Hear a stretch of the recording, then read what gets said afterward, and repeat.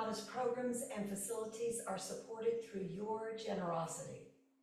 Thank you for your support. There is a Donna box for contributions in the kitchen and also a link for contributions on the website. Hello everyone. Let me put this computer on gallery. Okay, great. Typically,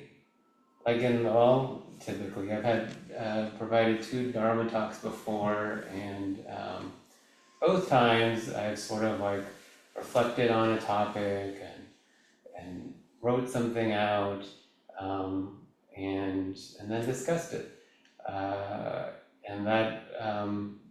So this one is definitely different than the previous ones, and in some way it's I feel a little uncomfortable because I'm outside of my usual, but then also really excited. So as head student, the period is ending at the end of this month, and I've been benefiting from a lot of teas with our Sangha members. And so this talk kind of came in the course of that. The previous talks I gave, one was on vow and one was on joy.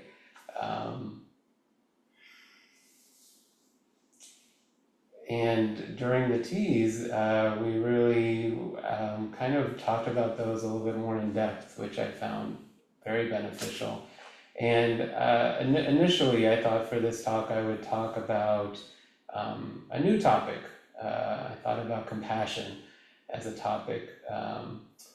And what I noticed when we were having teas is that, at different times of the practice period, is that it's so, like with our mind, it's so easy to forget and to move on to the next thing, the next challenge, the next.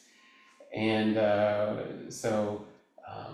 couple of our Sangha members, it felt like it was so alive in them, the reflecting on these practices, on these topics, that it made the most sense of like coming back to these topics, and potentially kind of deepening our understanding. And it felt in line with the role of head student, is that it's a friend of the Sangha, and so what better way to have this kind of close, I think, as a last talk. Marla, we can spotlight Liya. Great. So we can spotlight it now. So just as a brief recap, before there was a talk given that was called Led by Vow.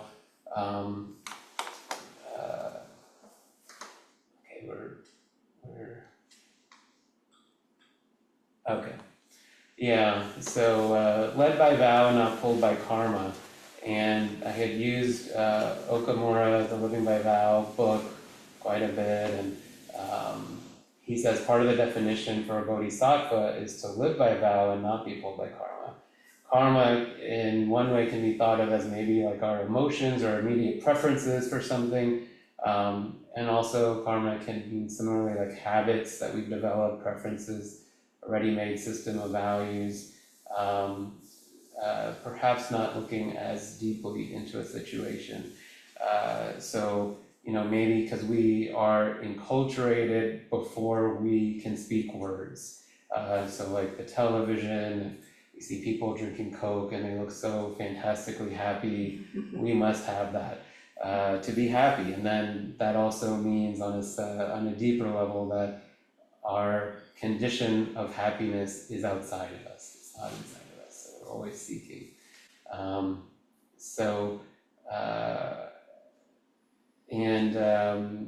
I guess this will be a good place to check in with Liya. So Leah, first, maybe you could tell us about yourself, how you found this practice, how you found Appamada. Yeah. Can you hear me okay? Good. Well, thanks for inviting me to be here with you. Um, I've really appreciated our tea time together. So I'm looking forward to seeing what arises today between us.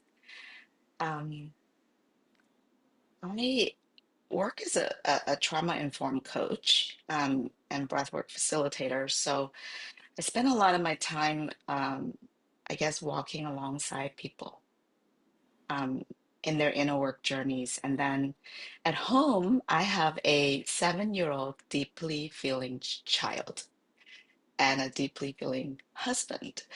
So I get to walk alongside them because this world is not very friendly toward people who are deeply feeling. So naturally, I honestly didn't understand the relational Zen idea when I was first introduced to Appamada a long time ago, years ago, but about 2019, 2020, I think quite a few of our members who are with our at our intro to Zen yesterday also kind of started engaging around this time. And it makes sense, unfolding of the pandemic. Um, the Sangha was available online. I came more often.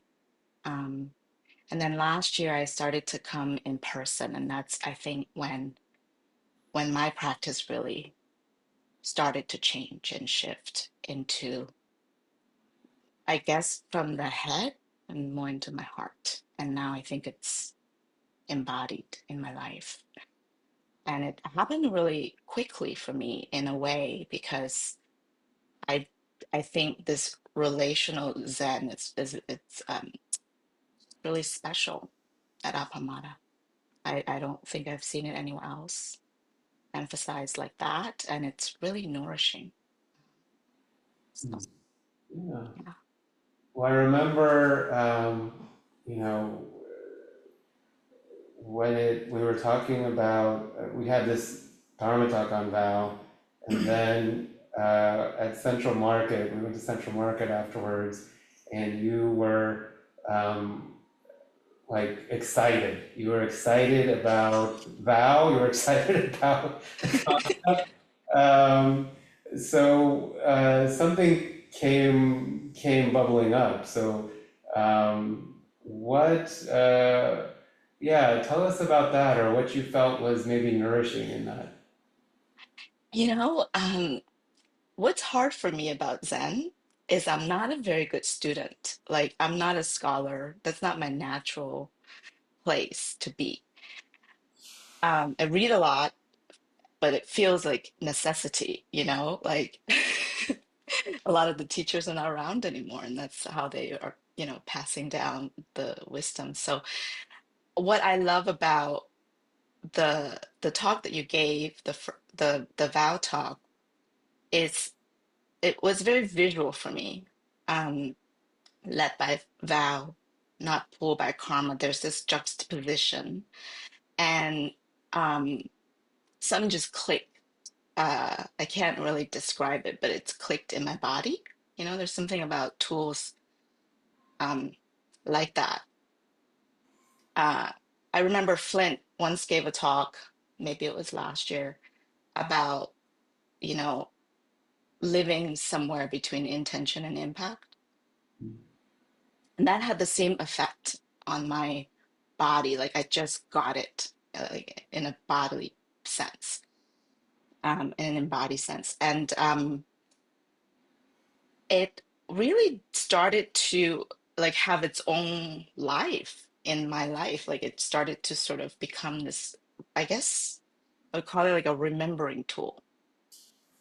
Um, not just for me, but like for my inner team. Like I'm able to like have dialogues with my parts, about like, we were we led by vow or pulled by karma? Like we're literally having dialogues, right? about this. And I have this practice of trying to notice, when a part is in my seat of consciousness and working with it. Um, but and we clean things up, but it was not in the frame of vow versus karma. And that really changed my practice, I guess, with my inner team.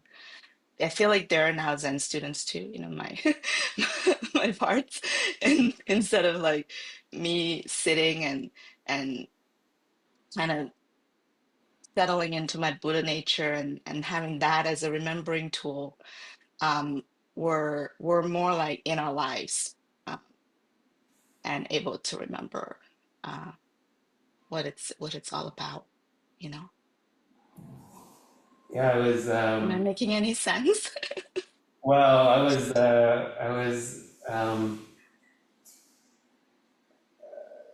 so, Peg, she sent out this email, that Joel, he did an inquiry on, this cause and effect, and, she said, um, today I was reflecting on this thought. The corollary to the Buddhist teachings on cause and effect is a surprising realization that nothing has a singular cause. Every so-called effect has incalculable causes across space and time. Even the so-called effect is not itself singular, but also incalculable effects across space and time. It's the exact opposite of a linear deterministic view of cause and effect. Um, and she says, our freedom lies in our capacity to form and act out of our intention, through which innumerable causes and conditions are manifested. So we can't really control the outcomes or the results or the effects, but we have our intention. This is why the primary engine of Buddhism is vow, and the fuel for vow is practice. Practice clarifies and focuses our intention so that the direction of our thoughts, actions, and words accords with our true intention, our vow. So often if we're pulled by karma, it's like, we want this, we want to stay in bed today, we're kind of pulled left, right, up, down, but vow can give a certain direction. And I was meeting with her, and I can't really fully understand everything that was said. I'll start out with that, but to kind of to start, Okamura, he says a vow should not come from an intellectual or emotional impulse. It should come from the deepest part of us.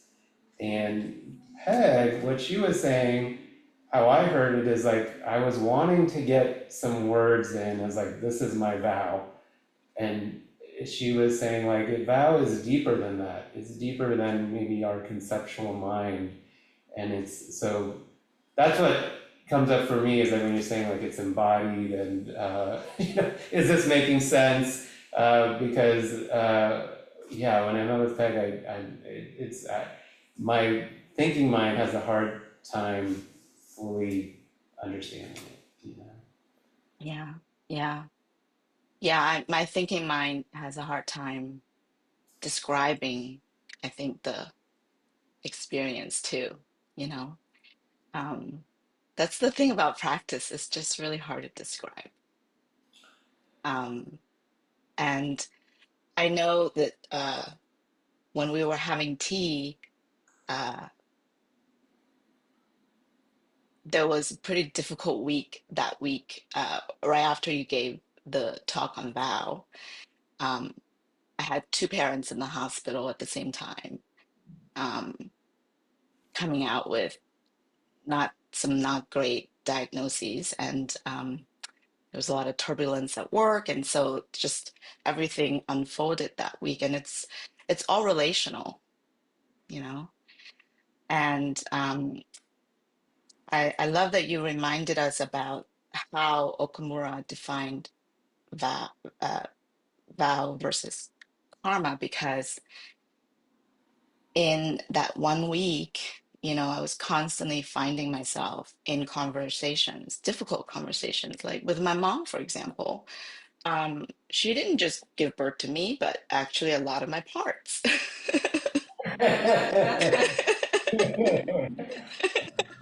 So as I was contemplating on what it means for me to live to be led by vow, I was presented probably with some of the most difficult practice moments, you know, that week, because I had to talk to her for the first time about end of life care, how she wants her funeral, how she wanted to be and buried. And first of all, you know, my husband and our parents are living in a phase of their lives I have no experience with.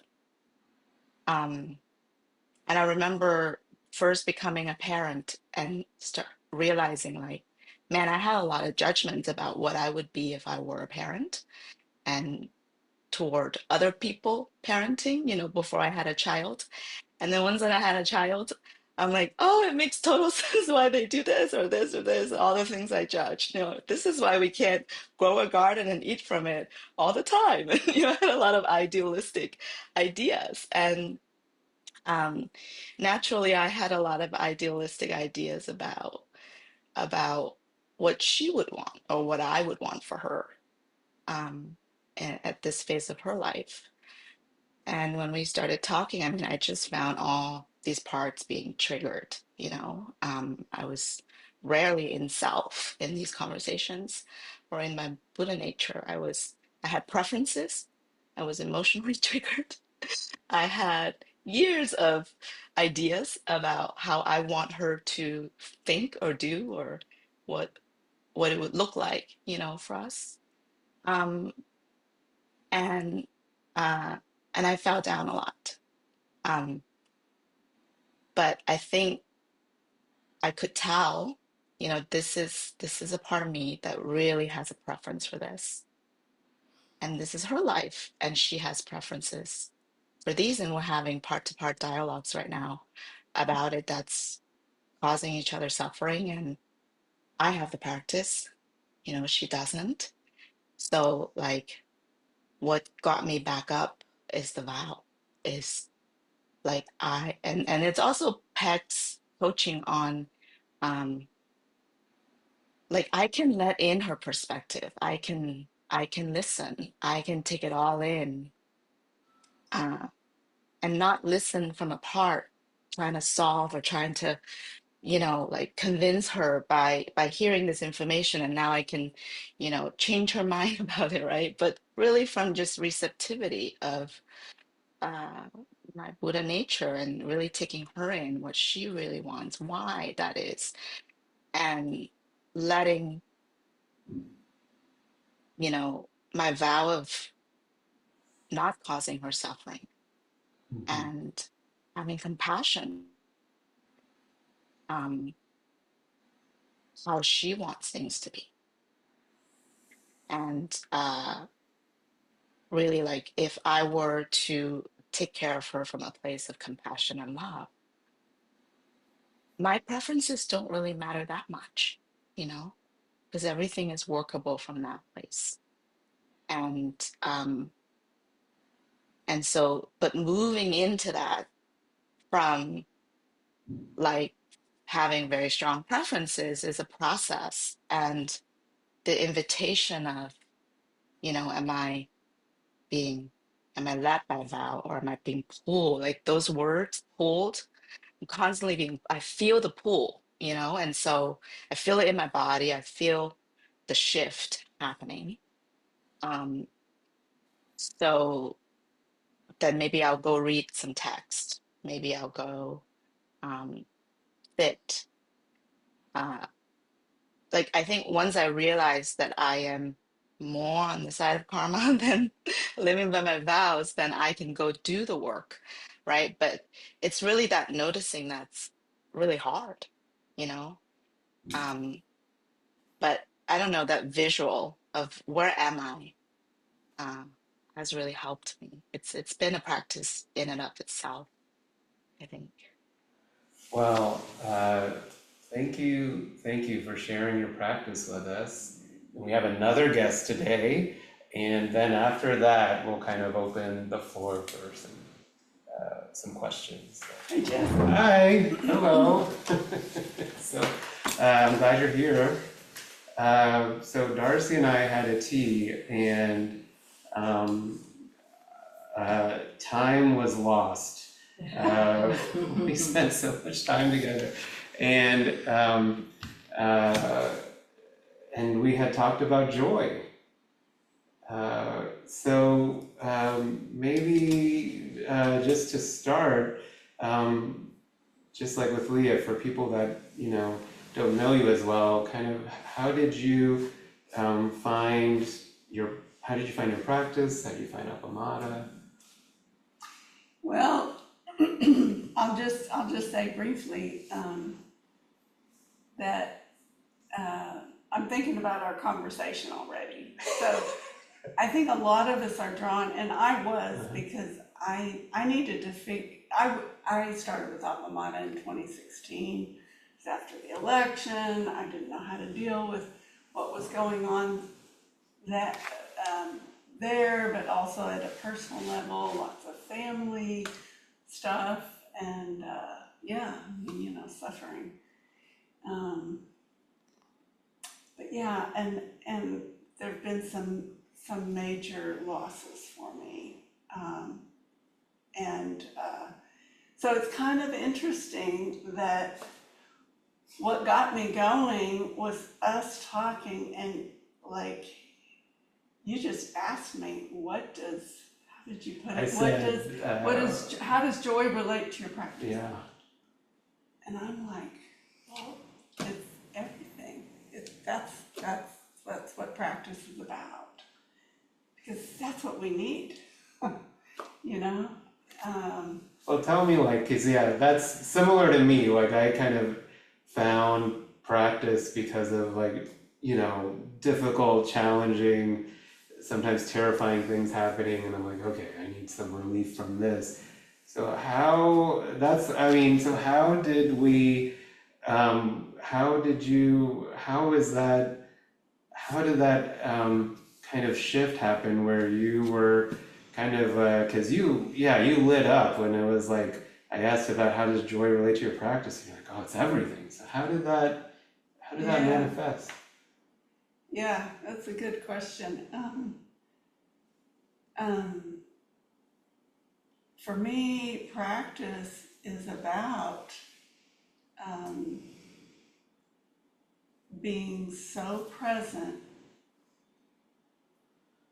That's what we do. We sit, but not just when we sit on a cushion, but in our life, become so present that we're with what's right in front of us. And I have found that when I do that, it's kind of like something distills down in me to where everything else, including grief and failed expectations or losses, everything else is there. But when I'm present with just this and this, that's when I feel really, truly alive, Yeah, fully experiencing. And you had said, like, grief is the other side of love.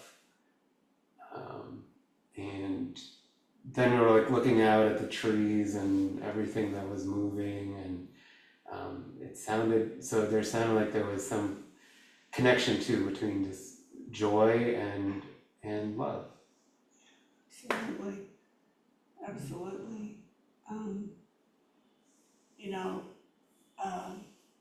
So I lost my daughter 4 years ago, and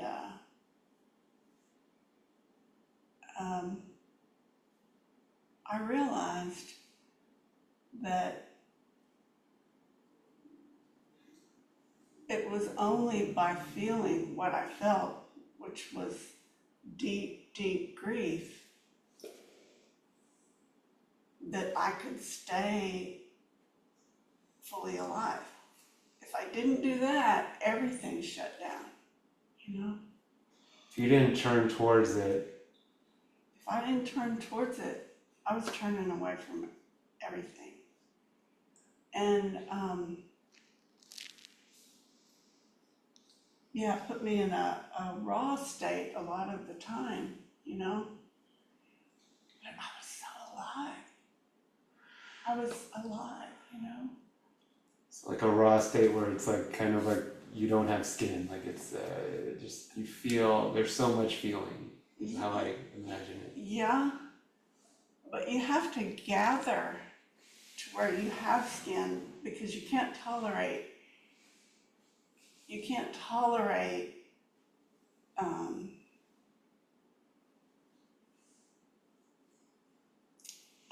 that's a good point. I don't know what it is I do, but you have it's like there's this, that's where this practice comes in. The people, the sitting up straight and holding it all, because you have not only the horribleness of the grief or any, whatever it is, you have everything else too. And it's like this big, vast, broad thing. And that's the only way you can tolerate it.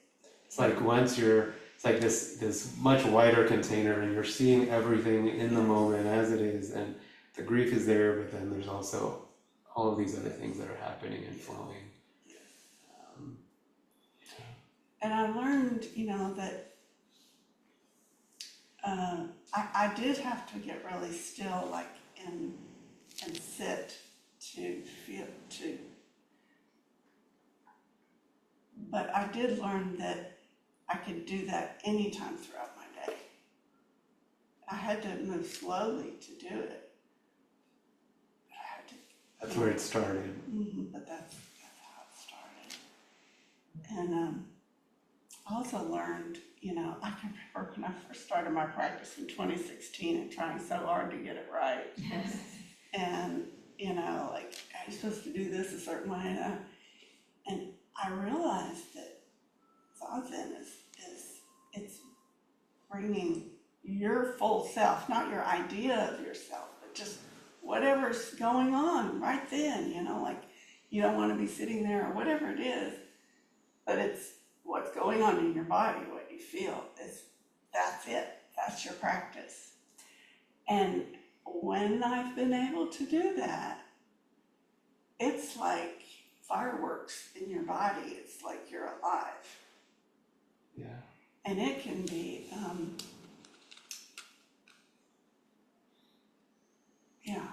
Yeah. Well, that's what you said. I think it was like there was a question in a previous talk of like, you know, if you only had 2 years left of life and you knew it, what would you do? And you came back and you're like, well, fully experiencing life is what I would do. That's, it reminds me, like for me, in I guess 2021, 4 years ago, I had a concussion, and I work in a clinic that serves people with cognitive impairment. So like I have my fears, and then I'm also with people that are going, you know, that have, of course, like much more significant, but I don't know what this means. I don't know what this means for me. And I felt all the fears and the kind of maybe my expectations of myself moving forward and what I'll do is like, I'm just feeling a lot of grief, I guess, as well. And then I was just, it was like my mind couldn't focus on a lot more than that. You know, I was like, well, what drink could I drink? What, you know, like what can I eat? How should I, you know, my physical therapist and like, you know, like what should I be doing here? And just could not stop. And then, and all the feelings are there. And then I was meeting with Peg, and I was like, I don't know exactly how I said it now, but it was like, what's the point if like at any given moment, you know, everything can change, and like all of like what we're working for, and like, you know, like our teachers are so intelligent and wise and compassionate, and like, aren't we going in that direction? But if you have a, you know, um, a brain injury, you know, that may not be a path. And so like, what's the point? You know, and I just felt all of this loss of what maybe, just in life in general. And she said, it's just this. It's just this. Like, there's no, you know. Just this. Yeah, it's like all those expectations that we have, when we have and that was a big loss. I mean, you're a young person with lots of things you want to do, and all of a sudden you're faced with that. Yeah. Well, yeah, you don't have those expectations. What do you have? Just this. Yeah. And it isn't what you expected or wanted, but you do have just this. And then it makes you start looking at what is it that's here. Yeah. Yeah. But you can't and don't do that until you, I mean, it's Yeah, it felt kind of like a less of a burden that I was carrying and just more of a freedom. Well, it's just this. We'll see what, you know, we'll see. And so yeah, it kind of pointed to something like this is all here, but sometimes they're just, and all of that expectations and wants and desires and beliefs, they can kind of be weighty. You know? yeah. And then we're confronted with them sometimes. But then that's also potentially the liberation. And the liberation, it sounded like you had a sort of a sense of relief, which is part of what freedom feels like, right? Yeah. But the more stuff that drops out, the more it feels really, you know, free. And I'm thinking, okay, so how does this relate to joy?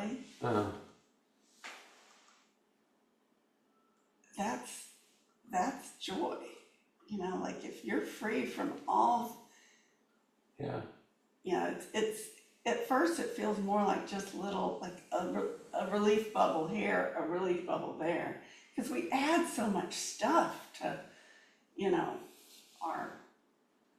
we have pain that's just sort of there, but then we add all this stuff to it. And Yeah. once we start getting still enough that they kind of, it's a distilling, it feels like a distilling to me. And the stuff that you're adding to it starts becoming more clear. Yeah. And then And the freedom is it's not like you're actively letting go, but you're just letting it float away. And then what's the foundation of everything is just pure joy of being alive, whatever state it is that you're in. yeah. That's what animates, that's what is in every single living thing, person, or that tree out there. There's just this aliveness. And it's sort of our conditioning. It's so, for me, it's like these waves, you know, I'll have this wave of like, oh yes, like here I am.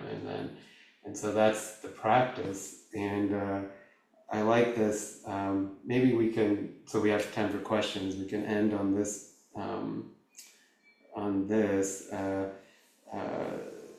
this was, I believe Okamura again. He says, life can only be found in the present moment, as the past no longer is and the future is yet to come.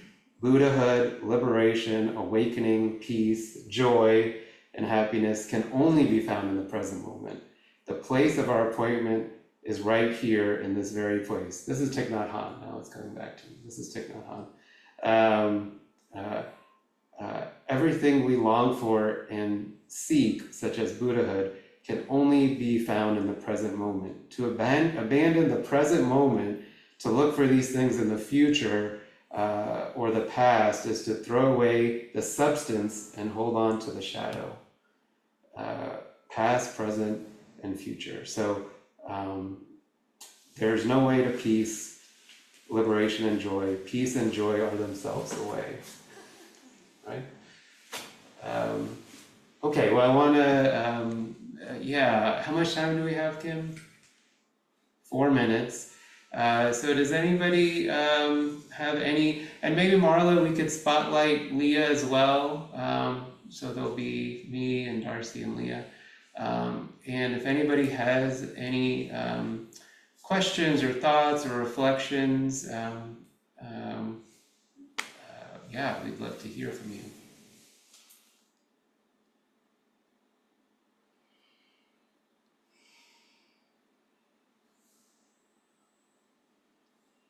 Kim? I love what you're doing here with Darcy and Liya, and it shows once more the incredible resource we have with everyone here.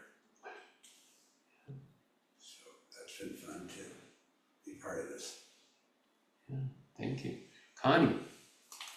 There was a bumper sticker as I walked down the street from down yonder that to me, like 3 short words is everything that you've been talking about in so many things. It says touch, taste, savor.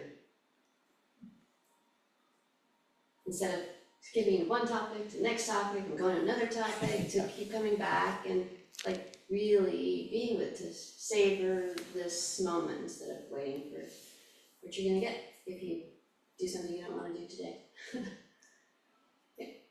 Yeah. I see Rosemarie.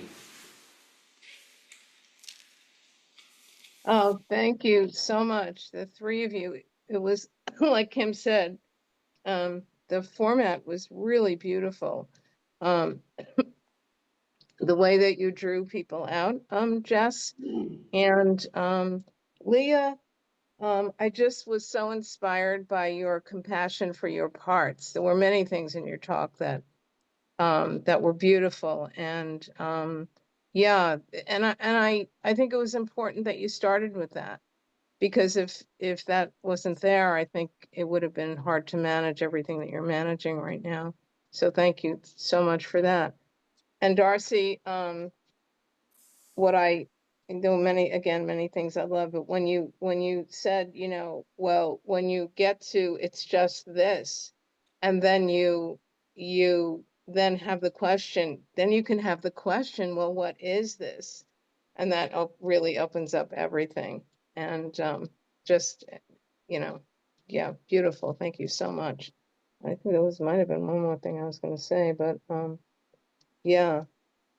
Yeah, your talk about joy was just really also inspiring. Thank the 3 of you so much. Can I read the quote for the day that came in my inbox? It just blew me away because of what we were going to talk about today.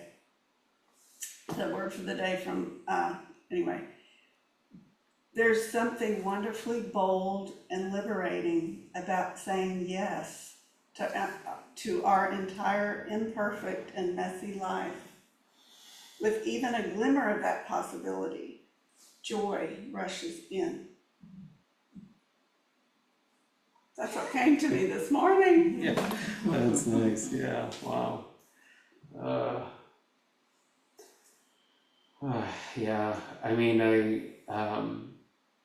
that was the thing, like, I met with Liya and I met with you, and I was like, oh my, there's so rich. I mean, it's so rich, and there was so much like I was understanding things like from up here, and then when I, met with you, it was like, oh, it's like you have it at a much deeper place, and I wanted to like just give. So we ended up talking for like an hour and a half, just on joy, and I wanted to like give a little taste of like to the Sangha of like what like I think Kim was saying, like what all that we have here and all that is we can touch, if we choose to access it, like if we, and I have no idea myself, so how this could be